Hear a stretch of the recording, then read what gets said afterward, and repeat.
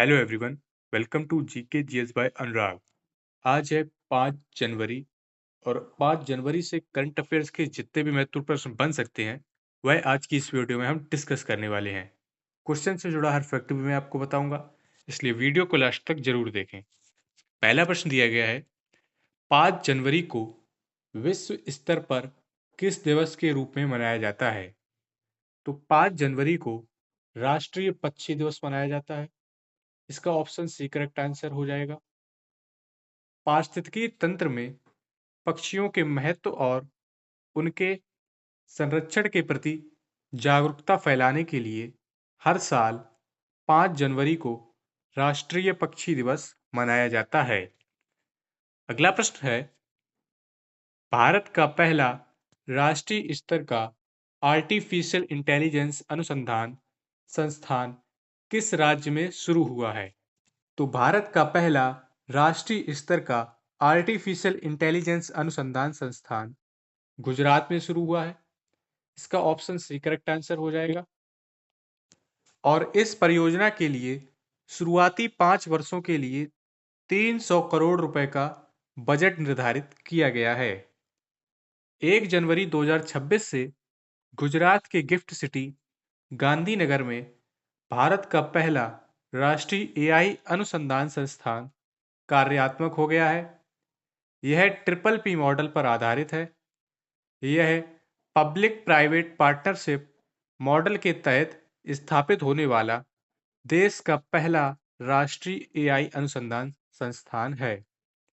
अगला प्रश्न है, भारत ने Mumbai Ahmedabad high speed rail परियोजना के लिए अपनी पहली पर्वतीय सुरंग का निर्माण कहाँ पूरा किया है?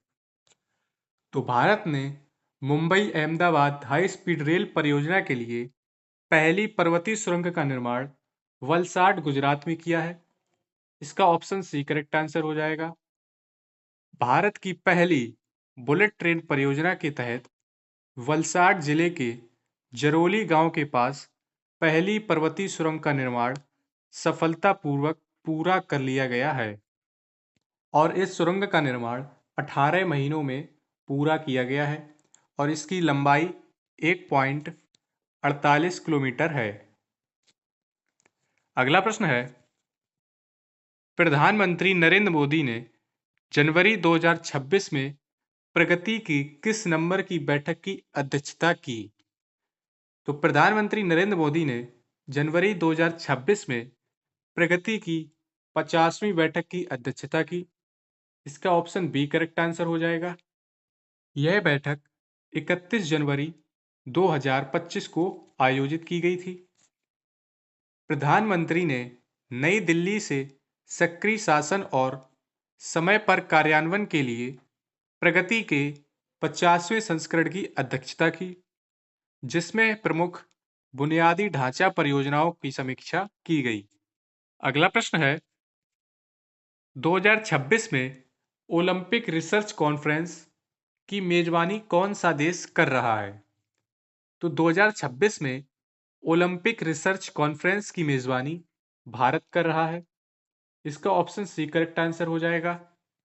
इसका आयोजन 27 से 30 जनवरी 2026 तक चलेगा। यह सम्मेलन गुजरात के गांधीनगर में राष्ट्रीय रक्षा विश्वविद्यालय द्वारा आयोजित किया जाएगा। इसकी थीम शिक्षा, अनुसंधान और शासन रखी गई है। अगला प्रश्न है, हाल ही में केंद्र सरकार ने किसे झारखंड उच्च न्यायालय का मुख्य न्यायाधीश नियुक्त करने की मंजूरी दी है? तो केंद्र सरकार ने न्यायमूर्ति महेश शरद चंद्र सोनाक को झारखंड उच्च न्यायालय का मुख्य न्यायाधीश नियुक्त करने की मंजूरी दी है। इसका ऑप्शन बी करेक्ट आंसर हो जाएगा। और झारखंड उच्च न्यायालय में नियुक्ति से पहले ये बॉम्बे उच्च न्यायालय के न्यायाधीश के रूप में कार्यरत थे। राष्ट्रपति द्रौपदी मुर्मू ने न्यायमूर्ति महेश शरद चंद्र सोनाक की नियुक्ति को मंजूरी दी है। वे वर्तमान में बॉम्बे हाई कोर्ट के न्यायाधीश हैं और 8 जनवरी को अपना पद संभालेंगे। अब हम देखते हैं हाल ही में की गई संवैधानिक और शीर्ष सरकारी नियुक्तियां। मुख्य न्यायाधीश जस्टिस सूर्यकांत ने 24 नवंबर 2025 को भारत के 53वें मुख्य न्यायाधीश के रूप में कार्यभार संभाला। उपराष्ट्रपति सीपी राधाकृष्णन 12 सितंबर 2025 को भारत के नए उपराष्ट्रपति निर्वाचित हुए। कैबिनेट सचिव डॉक्टर टीवी सोमनाथ को भारत का नया कैबिनेट सचिव नियुक्त किया गया। मुख्य सूचना आयुक्त पूर्व न्याय सचिव राजकुमार गोयल को दिसंबर 2025 में मुख्य सूचना आयुक्त नियुक्त किया गया है। अटॉर्नी जनरल आर वेंकट रमणी को फिर से भारत के अटॉर्नी जनरल के रूप में नियुक्त किया गया है। झारखंड उच्च न्यायालय केंद्र ने न्यायमूर्ति महेश शरद चंद्र सोनाक को झारखंड उच्च न्यायालय का मुख्य न्यायाधीश नियुक्त करने की मंजूरी दी है। वित्तीय और बैंकिंग क्षेत्र RBI deputy governor Shirish Chandra Murmu को भारतीय रिजर्व बैंक का नया डिप्टी गवर्नर नियुक्त किया गया है।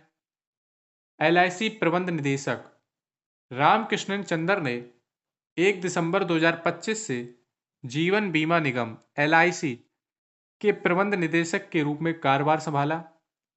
सीबीआईसी अध्यक्ष विवेक चतुर्वेदी को केंद्रीय अप्रत्यक्ष कर और सीमा शुल्क बोर्ड का नया अध्यक्ष नियुक्त किया गया है। सेबी अध्यक्ष तुहिन कांत पांडे को भारतीय प्रतिभूति और विनिमय बोर्ड का अध्यक्ष नियुक्त किया गया है। अगला प्रश्न है, विदेश व्यापार महानिदेशालय के नए महानिदेशक के रूप में किसे नियुक्त किया गया है? तो विदेश व्यापार महानिदेशालय के महानिदेशक के रूप में लव अग्रवाल को नियुक्त किया गया है। इसका ऑप्शन बी करेक्ट आंसर हो जाएगा। इन्होंने दिसंबर 2025 के अंत तक इस कार्यभार को संभाला है। वरिष्ठ आईएएस अधिकारी लव अग्रवाल को विदेश व्यापार महानिदेशालय का नया महानिदेशक नियुक्त किया गया है और इससे पहले ये महिला एवं बाल विकास मंत्रालय के अतिरिक्त सचिव के रूप में कार्यरत थे। अगला प्रश्न है, डीआरडीओ ने हाल ही में Pinaka long range guided rocket का सफल परीक्षण कहाँ किया है? तो डीआरडीओ ने हाल ही में Pinaka long range guided rocket का सफल परीक्षण चांदीपुर ओडिशा में किया है। इसका ऑप्शन बी करेक्ट आंसर हो जाएगा। इसे 29 दिसंबर 2025 को Pinaka multi barrel rocket launcher से दागा जा सकता है। डीआरडीओ ने 120 किलोमीटर की मारक क्षमता वाले पिनाका गाइडेड रॉकेट सिस्टम का सफल परीक्षण चांदीपुर में किया है। यह परीक्षण 29 दिसंबर 2025 को सफलतापूर्वक संपन्न हुआ, जिसकी रिपोर्ट जनवरी 2026 की शुरुआत में प्रमुखता से साझा की गई। अगला प्रश्न है, 9वां सिद्ध चिकित्सा दिवस कहाँ मनाया गया? तो 9वां सिद्ध चिकित्सा दिवस चेन्नई में मनाया गया। इसका ऑप्शन बी करेक्ट आंसर हो जाएगा और इसका औपचारिक उद्घाटन 3 जनवरी 2026 को उपराष्ट्रपति सीपी राधाकृष्णन ने किया है। आयुष मंत्रालय द्वारा 9वां सिद्ध दिवस चेन्नई में मनाया गया। इसकी थीम वैश्विक स्वास्थ्य के लिए सिद्ध थी। सिद्ध चिकित्सा दिवस को मुख्य रूप से 6 जनवरी को अगस्त्य ऋषि की जयंती के रूप में मनाया जाता है। अगला प्रश्न है, हाल ही में चुंबकीय उत्तरी ध्रुव के विस्थापन के कारण यह किस देश की ओर तेजी से बढ़ रहा है? तो चुंबकीय उत्तरी ध्रुव के विस्थापन के कारण यह रूस साइबेरिया की ओर तेजी से बढ़ रहा है। इसका ऑप्शन बी करेक्ट आंसर हो जाएगा और पिछले 100 वर्षों में यह कनाडा से लगभग 2250 किलोमीटर दूर तक विस्थापित हो चुका है।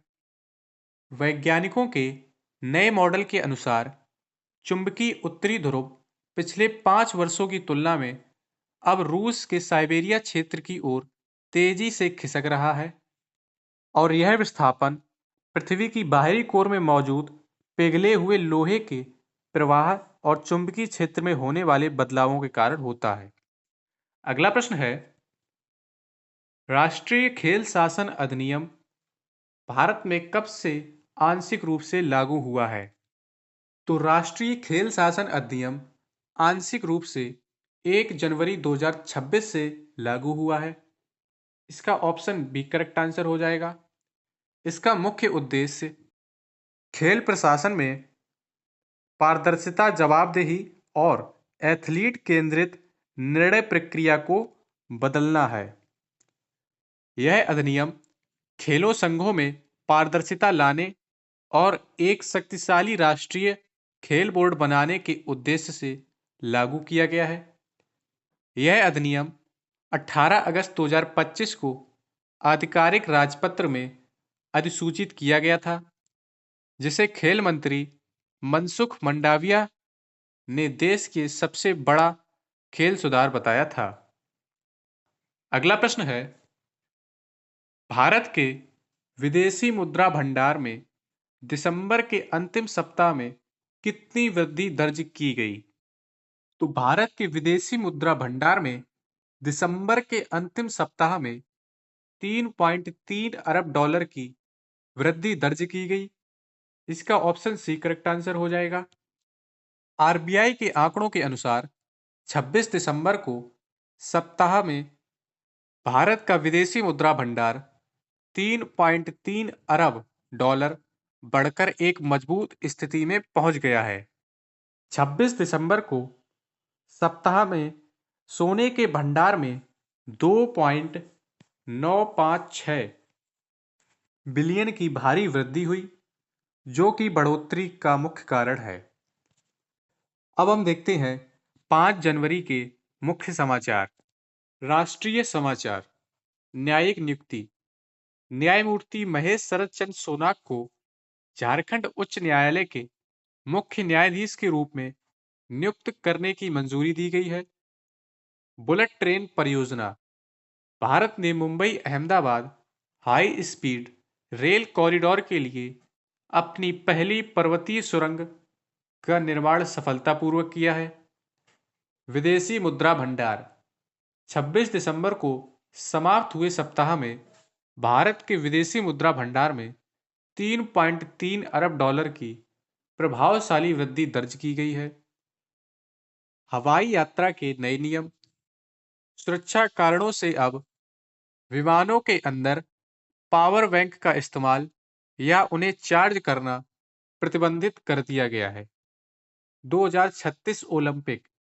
प्रधानमंत्री नरेंद्र मोदी ने फिर से दोहराया है कि भारत 2036 ओलंपिक खेलों की मेजबानी के लिए पूरी तरह तैयार है। अंतर्राष्ट्रीय समाचार। विदेश मंत्री का दौरा। भारत के विदेश मंत्री एस जयशंकर फ्रांस और लक्जमबर्ग की 6 दिवसीय आधिकारिक यात्रा पर रवाना हो गए हैं। बांग्लादेश का बहिष्कार। बांग्लादेश क्रिकेट बोर्ड ने सुरक्षा चिंताओं का हवाला देते हुए T20 वर्ल्ड कप का बहिष्कार करने और भारत आने से मना कर दिया है।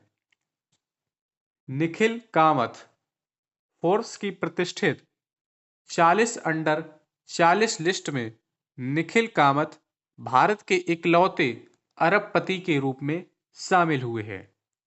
तो ये थे 5 जनवरी से जुड़े हुए महत्वपूर्ण करंट अफेयर्स। वीडियो अच्छा लगा हो तो लाइक करें और चैनल को सब्सक्राइब करें। जय हिंद।